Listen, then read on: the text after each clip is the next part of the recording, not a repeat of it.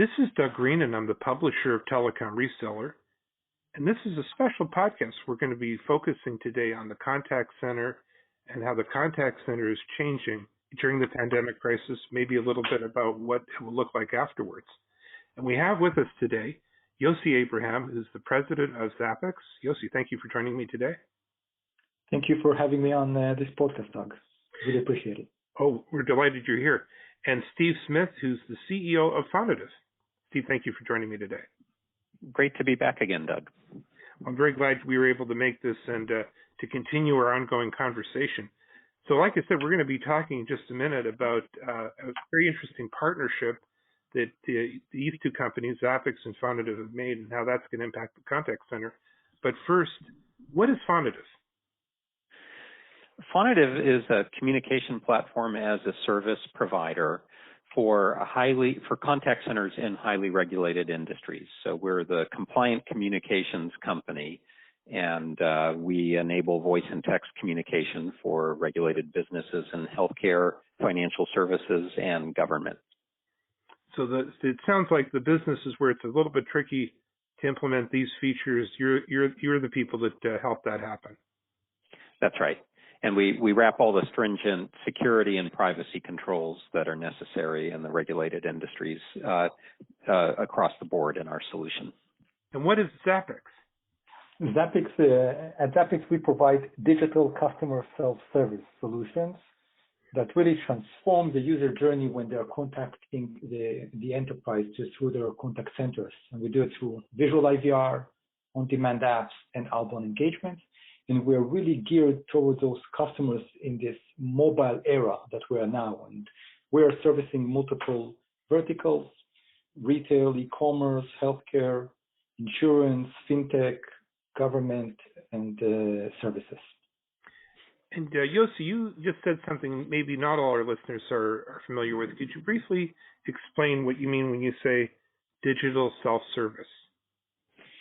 Yes, when you think about any interaction between a customer and a business, they have multiple channels that they can go and ask questions, retrieve information, and so on. It might be calling into the call center to the toll-free number. It might be going to the website, might be using chatbots, and so on. And our solution addresses the touch point of calling into the call center. And what we do is we take that voice interaction and we transform it into a visual experience. This is what Visual IVR does. We take that caller when we offer the option of pressing 1, 2, or 3 in order to enjoy the self-service. At that time, we send them a text message with a link that opens up an on-demand app on their browser and allows them to resolve the issue they were calling about.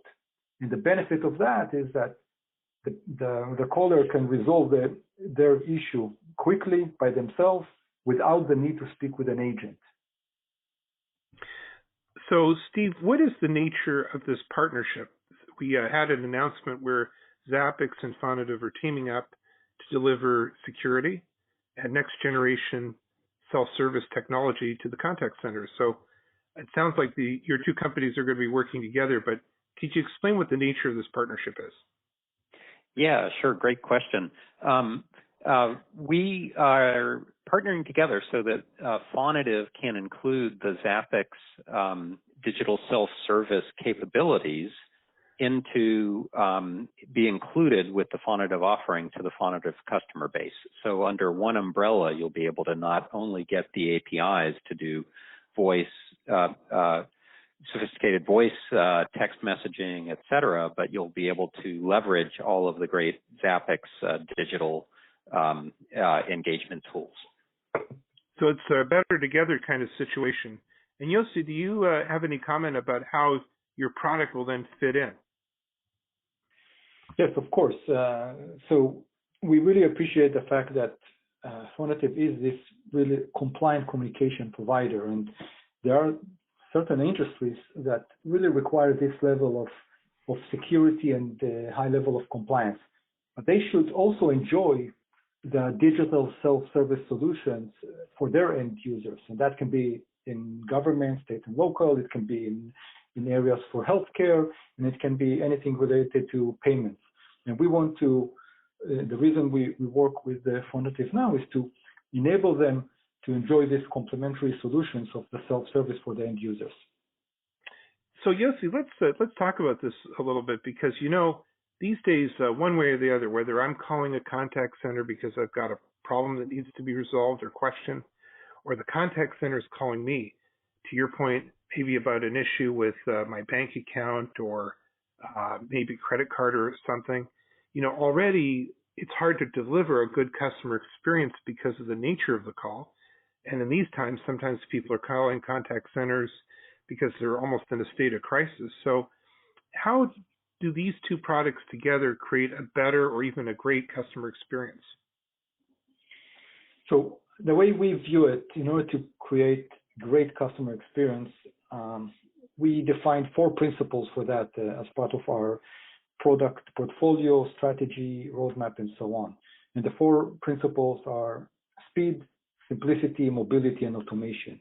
The first one, speed, is really helping the customer resolve the issue they are having as quickly as possible.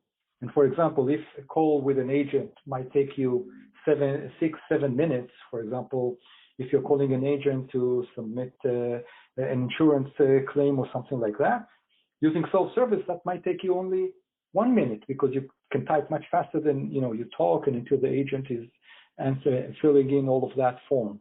But you can also add pictures. You can take a picture on your phone and attach it to that self-service solution, and so on. The second one, mobility, is beyond just the mobile. If you remember the times pre-COVID, when we were still traveling and we were in the airports and trains and buses, people took that time in order to resolve. Sometimes, you had a claim, you wanted to check the status of the claim, and so on. So we allow the caller or the customer to view the status of a claim, to view a status of an order, to complete the payment while they're on the go.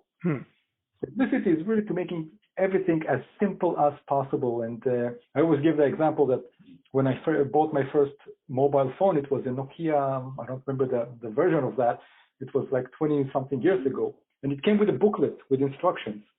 And I had to read it in order to operate it. When I bought my first iPhone, it came without any booklet because it was so simple to use. And the last one, automation, is really applying the right level of automation for that specific use case. You don't necessarily need too much automation, but you need some. And I'm guessing also the automation must be attractive to the company and to the buyer of the technology, because it may help some other issues that they're facing. Yes, and and automation, there's almost like a spectrum of automation that you can have, and there are a lot of buzzwords flying in the air now: machine learning, artificial intelligence, and so on. We believe in robotic process automation, and this is what we are implemented, RPA, because this allows us to take a certain workflow that has multiple steps. Typically, sometimes there are manual steps that an agent needs to do, and automate that. And it can be retrieve information from one system, do a certain process on the second system, and then present all that information for the caller or for the end user to look at. And so we believe that you need to apply the right level of automation for your business without going crazy on one hand, but without also staying behind on the other hand.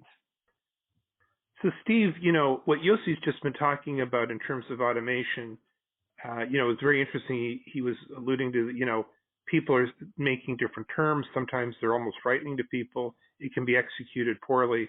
How do you guys intend to make automation better? Oh, well, Doug, yeah, this boils down to something that's just so much common sense for contact centers. The idea here with the Zappix product is that we can take calls that are coming into contact center and deflect them out to be handled in a visual app. So let's maybe talk about, I don't know, a beleaguered and under siege Department of Motor Vehicles that's, 3 weeks behind on processing driver's license renewals and everything behind COVID. And someone's got a pretty simple thing they need to do. They need to change their address. So they call in and, maybe there's a 45-minute hold queue, but it gives them an option, press 1 to change your address via digital form. and they press 1, what happens is they get a little text link to their mobile phone, and when they click on that, they get an on-demand app that lets them just enter their data in digitally and securely and submit it. And, in this example, what we've done is we've freed up that call capacity at the contact center. We freed up an agent needing to walk through all of this process with someone, and it frees up the agents to deal with the things that need the high-touch human component.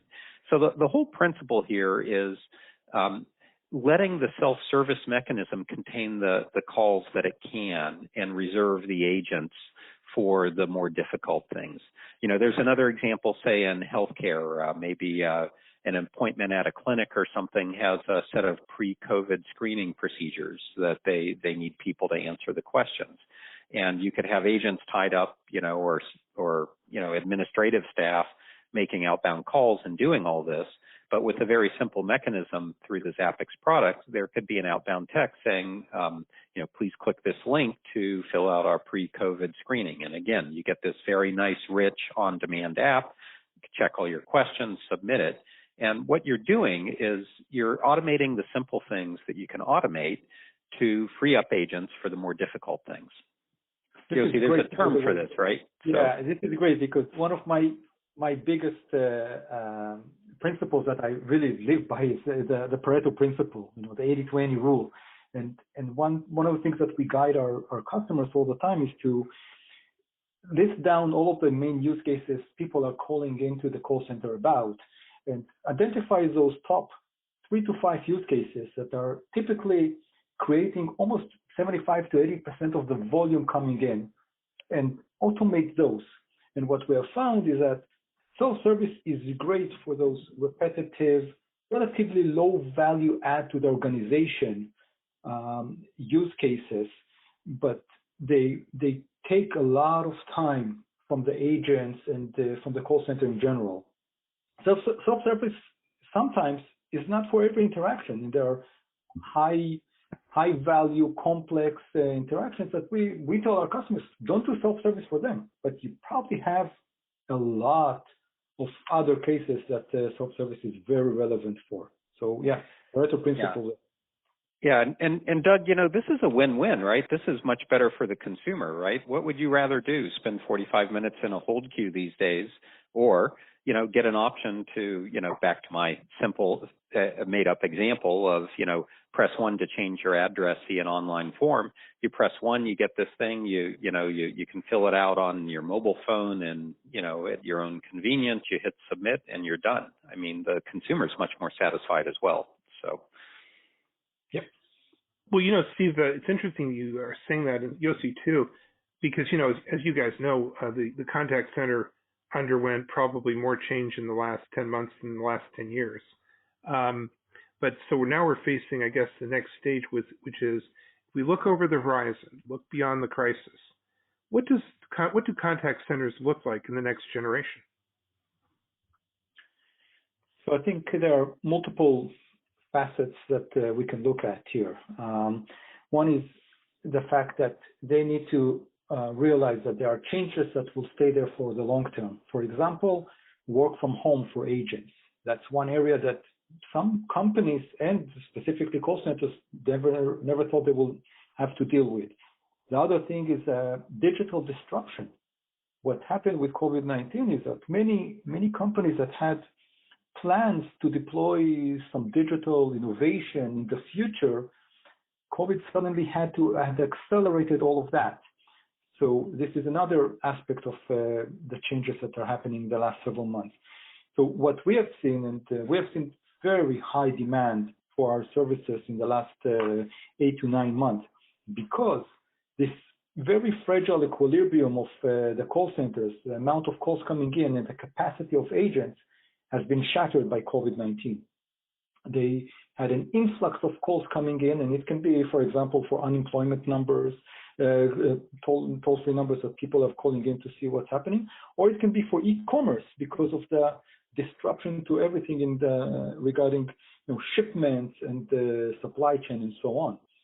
On the other hand, their agents had to work from home. They had to adjust for it. Some of them couldn't work and didn't have the capacity. So there was a gap between what they had to answer and what their capacity was. And this is where we came into the picture with self-service, with Visual IVR and IVA, and brought solutions for that aspect. So I think we'll see more digital innovation in the call centers, more relying more on self-service solutions that are complementary to the agents. They are not replacing the agents; they are complementary to the agents, and really realizing that agents can work from anywhere.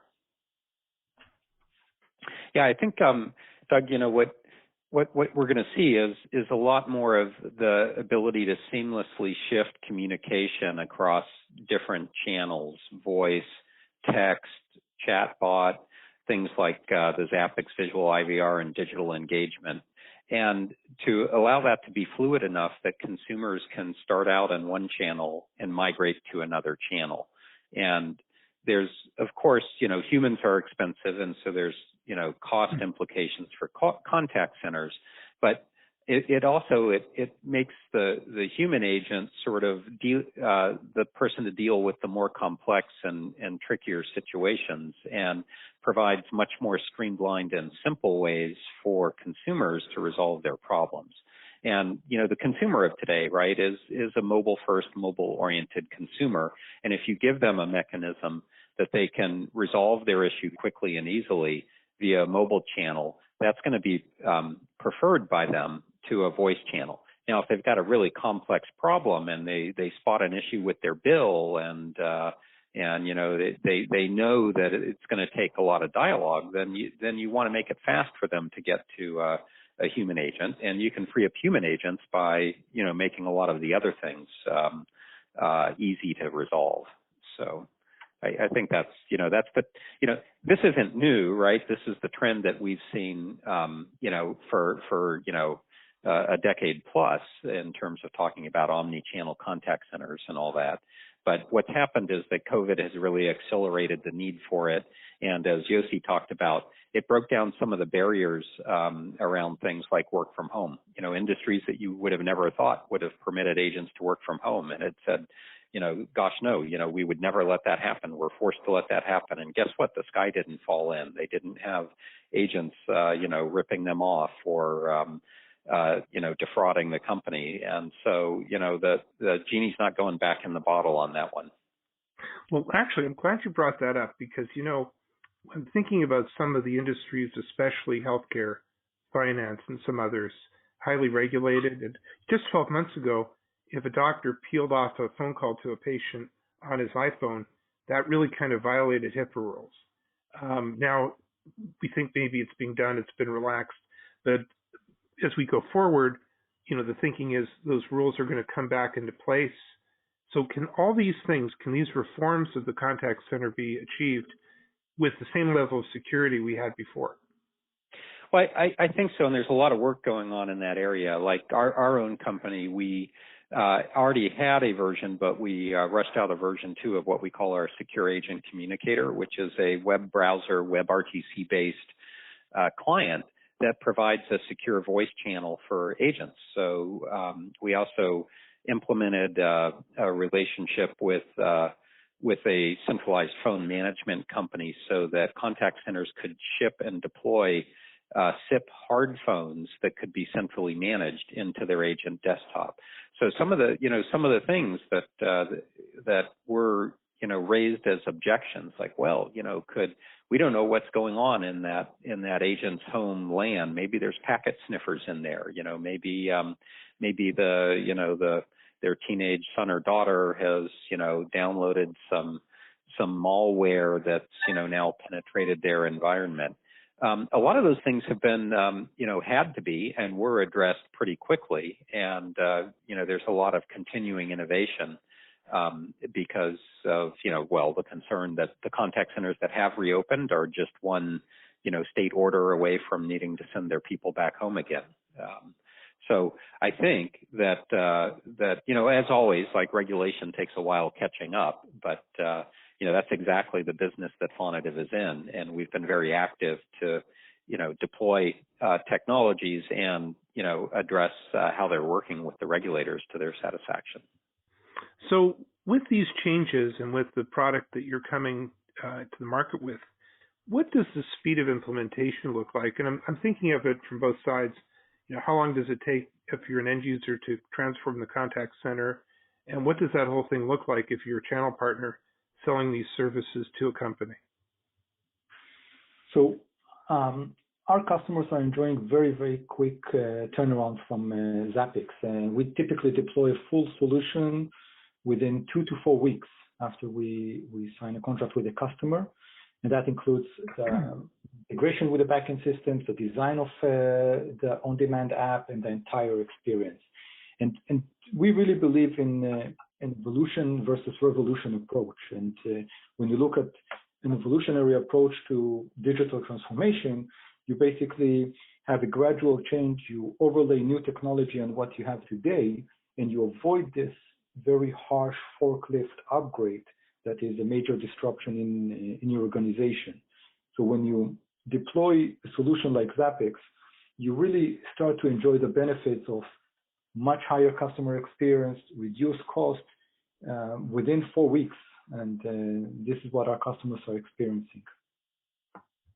Yeah, I think that's the beauty of, and one of the things that really attracted us to Zappix as someone to team up with is with their studio builder and all that, they can design and build these online on-demand apps very quickly, and then all you have to do is just drop a little extra prompt into an IVR to be able to deflect calls out. So it truly is a very simple thing to do. I guess I would say, the tricky thing is always the app can only be as effective as the integration to the back end is. So companies that have some ability to grant, at least limited access to either data or to be able to store results in their back end can actually, be up and running on this in a very short period of time and can start realizing the benefits. Absolutely. Well, Yossi and Steve, thank you very much for joining me today and giving us a very interesting overview of what's happening in the contact center and how we can improve the contact centers to provide really good customer experiences. In looking at Zappix and Fonative together, how can people purchase this product, understand this service? So from the Zappix side, you can come to our website, www.zappix.com, Zappix.com, or you can also experience it for yourself using our demo number. Just call 617-858-8449, and you can experience the Visual IVR demo, or you can do it using Fonative. And Steve, why don't you give the contact details there? Yeah. So you can find out more about Fonative at www.fonative.com. And in order to explore deploying Zappix in conjunction with our platform in regulated industries, get in touch with us at sales@fonative.com, or for that matter, Doug, you can have people reach out directly to me, s.smith@fonative.com. Steve, thank you very much, and thank you for communicating directly to our readers. Steve and Yossi, thank you for joining me today. I know we're going to be talking more about this really interesting topic very soon, but and good luck with your partnership. Thank you so much, Doug. Thanks, Doug.